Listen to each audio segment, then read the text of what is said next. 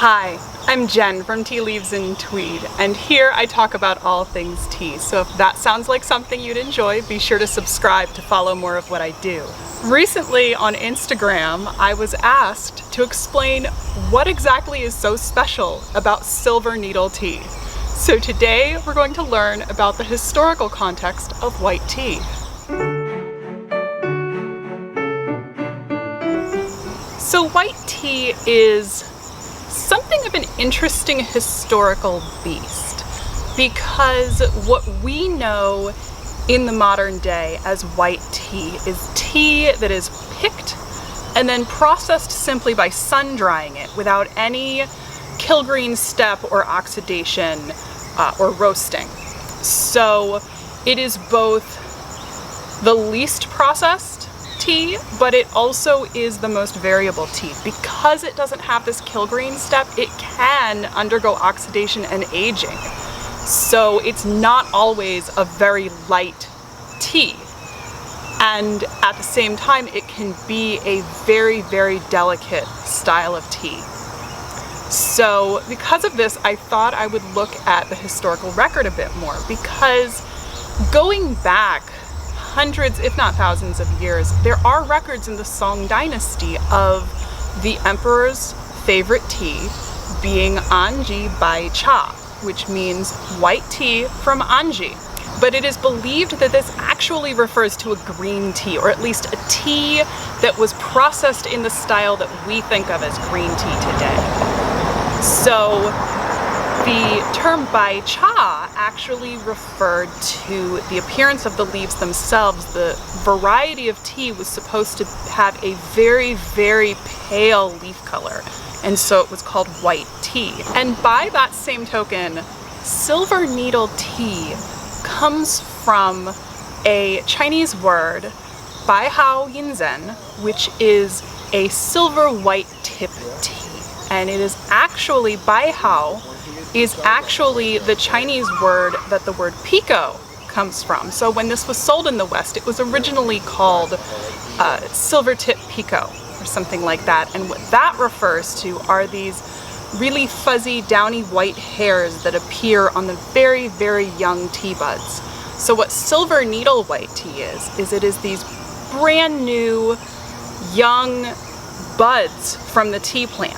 And we'll take a look at that later. The most reliable sources that I can find suggest that what we consider modern white tea processing was actually invented in the late 18th century, and the number that gets thrown around a lot is 1796, at the end of the reign of Emperor Qianlong. And this process needed to be refined, the storage needed to be refined, the shipping needed to be refined, and this tea was not exported outside of China until 1891.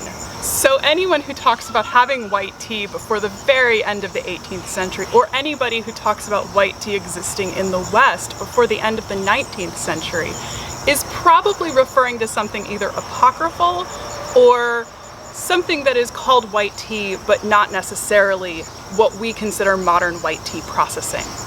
So what's so special about white tea? There is a lot of myth that goes around about white tea. One of these myths about white tea that hits the closest to home for me and that bothers me the most is this idea that white tea has less, or even that it has no caffeine.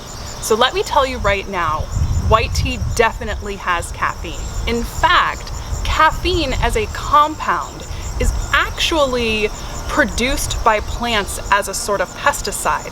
So these very, very fresh young buds of the plant are the most in need of this protection, and these plants actually concentrate a lot of their caffeine in the buds. So in some cases, these bud-heavy tea styles, like silver needle white tea, could have more caffeine for the same amount of leaf as something like a black tea or an oolong tea.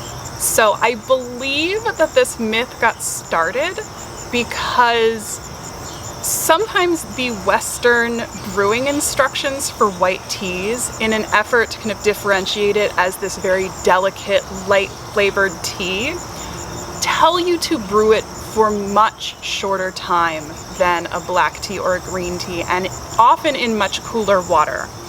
And there are many different kinds of white tea, and they take all different types of brewing parameters. And in fact, I've been known to take a white tea and boil it on the stovetop for 5 or 10 minutes. So these are not necessarily very delicate teas. Now, a bud heavy tea like this, I would probably treat a little bit more gently, but the thing to remember is that the amount of caffeine in a tea is simply related to how hot and how long you brew it and how much tea leaf you use. So if you use 5 grams of silver needle tea versus 5 grams of green tea, and you steep both of them in 180°F water for 2 minutes, those 2 cups of tea will probably have similar amounts of caffeine. And the silver needle white tea might actually have more caffeine because of that phenomenon of the caffeine concentrating in the buds. So that is one thing that I think may have driven some of the demand for white tea that is not actually a kind of valid benefit of the tea. It does have caffeine. On the murkier side of things, there is the question of antioxidants. Because white tea is much less processed than most other forms of tea, and in fact doesn't even go through this initial heating step like a green tea would to shut off those browning enzymes, it's often touted as being much higher in antioxidants, and in particular silver needle white tea, because it is those young, fresh tips, is touted as being the highest in antioxidants. And it's not terribly clear that there is actually a significantly higher amount of antioxidant activity. I will link some studies and some results below so you can decide for yourself if it's actually enough increase in antioxidant activity for you to feel like there is a particular benefit to drinking this white tea. So I think in the popular mind, particularly in the popular mind of the Western tea aficionado, white tea has this perception as being delicate, subtle, rare because it's these fresh tips, high in antioxidants, and just generally better for you. However, white tea is ultimately just one more kind of tea.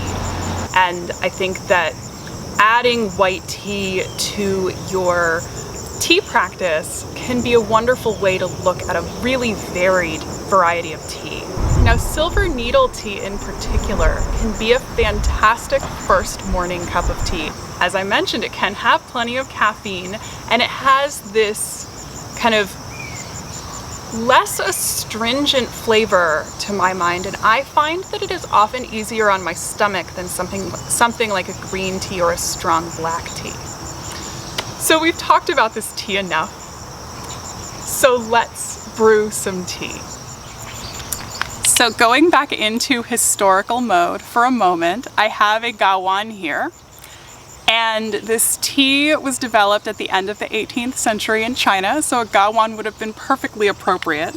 And I am brewing this in mostly a gongfu style because this is a tea from Fujian province, which is the birthplace of gongfu cha. However, rather than using the kind of modern canonical gongfu with a sharing pitcher, I'm simply using this matching porcelain teacup. This is a white jade porcelain.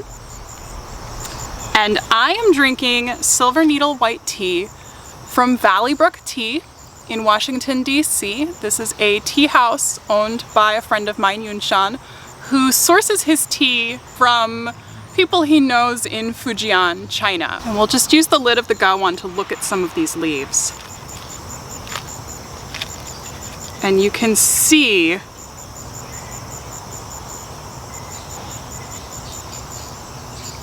get one of these little guys. They're such beautiful, fat, fuzzy little buds. So you can see these kind of fuzzy little hairs on the tea. And that is what the silver of silver needles refers to. So this is 5 grams of white tea in my gawan.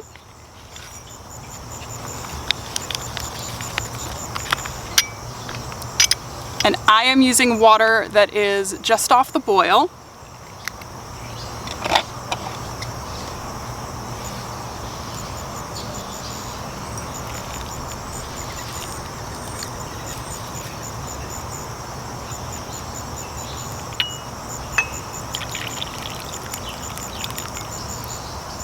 Oh, that just barely fits.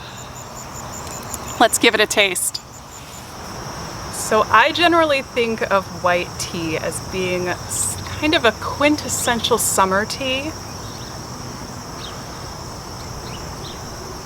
And this has that beautiful, I mean, you saw how quickly I brewed it, and it still has this beautiful kind of syrupy, fruity mouthfeel. You get this, it evokes these memories of just being in peach orchards and eating ripe stone fruit. It's creamy, it's fruity, it's smooth, it's got this kind of fresh hay note to it. It's ever so slightly sweet. I love it. And this is a fantastic silver needle tea. Oh, I get, honeydew. Ripe honeydew melon, and I think this tea tastes better than most honeydew you'll get in this country.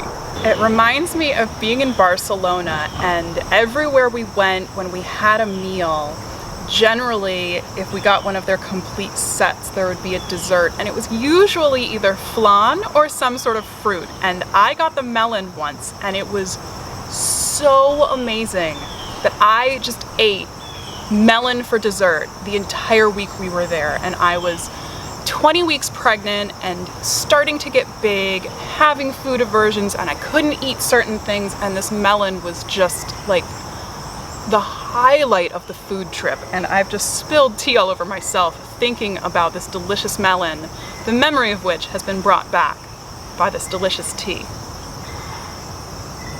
And it's amazing melon note. Wow.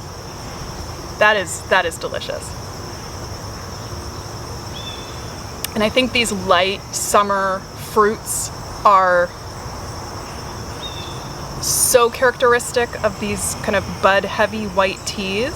So I think that is one thing that to me is very special about a tea like a really good silver needle white tea, are these melon and stone fruit notes. So I think that is my rather rambling, semi-historical, semi-cultural explanation of why silver needle tea has become this thing that is considered so special, as well as just why I find this tea style special to me. If you want to try a fantastic silver needle and you're in the US, I don't know if they ship internationally, but Valley Brook Tea's silver needle, particularly this latest batch, is amazing. So I hope you enjoyed this look at the historical and cultural context of white tea, particularly silver needle, and I hope I will see you again sometime. Thank you for joining me. Bye.